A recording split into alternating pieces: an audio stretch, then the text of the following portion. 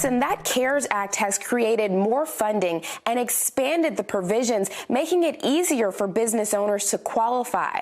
But demand is high, overwhelming the online application system, and many worry that could lead to delays in funding. Restaurants and retail shops were the first to close their doors.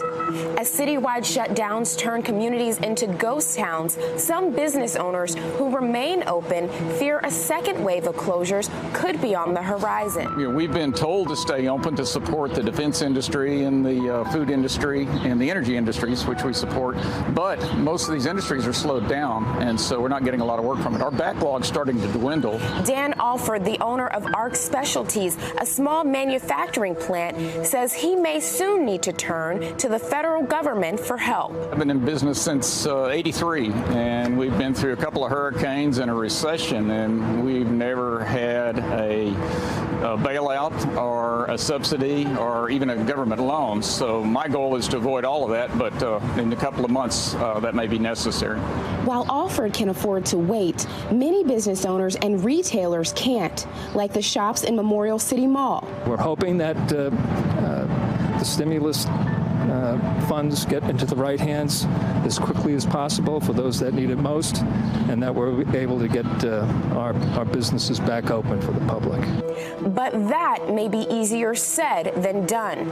Experts say more than 20 million businesses could soon be turning to the Small Business Administration and their local lenders for help.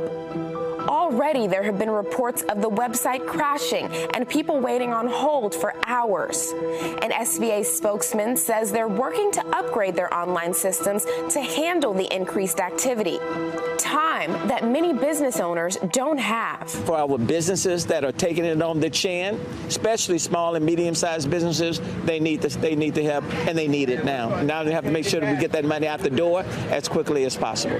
According to the SBA, the timeline from application to cash in hand varies based on your business structure. As for Alford, he hopes that should he need it, the help will be there sooner rather than later. I can't really say how long we can do this, but in a couple of months, it's going to be real serious. If you're having issues submitting that application online, you can print it out and email, fax, or mail it in. If you do that, you'll want to call the SBA in a few days to ensure that they got it and get your application number. Experts say if you need that money now, you should begin filling out that application immediately. For more information, you can visit www.sba.gov/coronavirus.